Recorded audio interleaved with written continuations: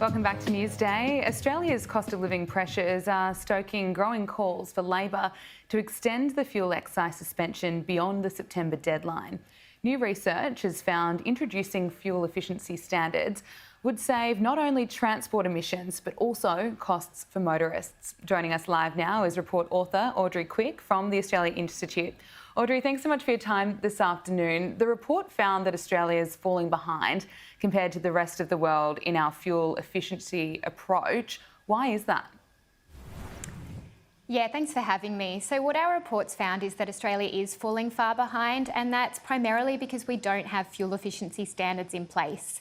Now, this is by no means a radical new policy. This is something that has already been introduced in around 80% of the international car market.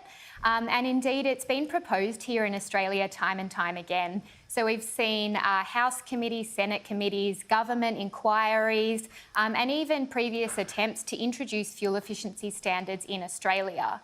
The lack of these standards really mean that we're not getting access here in Australia to some of the more efficient models that other car markets are getting access to, and we're certainly not getting access to that range of electric vehicle models that we're seeing elsewhere. Can you take us through how a fuel efficiency standard actually works and how much it would cost manufacturers?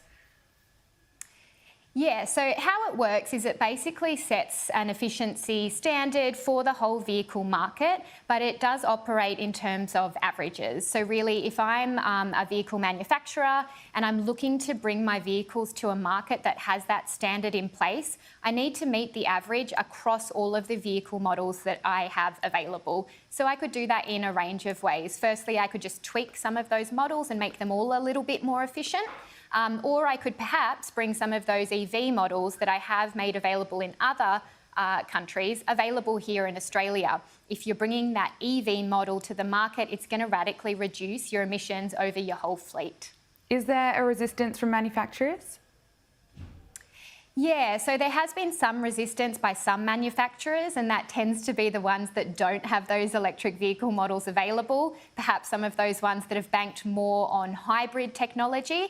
But then there is a push from manufacturers that have a lot of EV models in the market to actually introduce fuel efficiency standards here. So we've heard that a lot of manufacturers are coming out and saying, hey, if you want our electric and more efficient vehicles, Australia, you really need to have these standards in place, and then we'll start bringing them to you.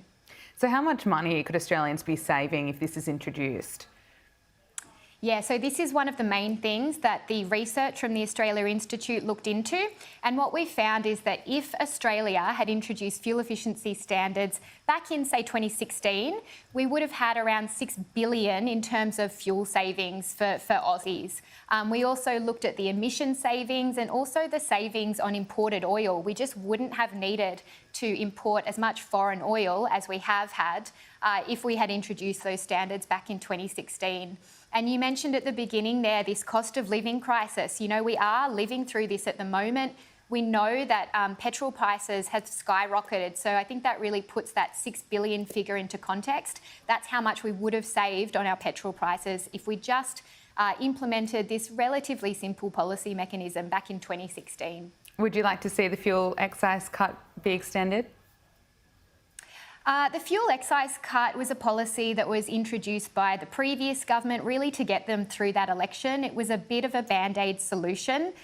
What I would like to see is policies that address that underlying issue, and that is Australia's over-reliance on imported foreign oil. So that would be by introducing fuel efficiency standards or policies that encourage uptake of electric vehicles in Australia.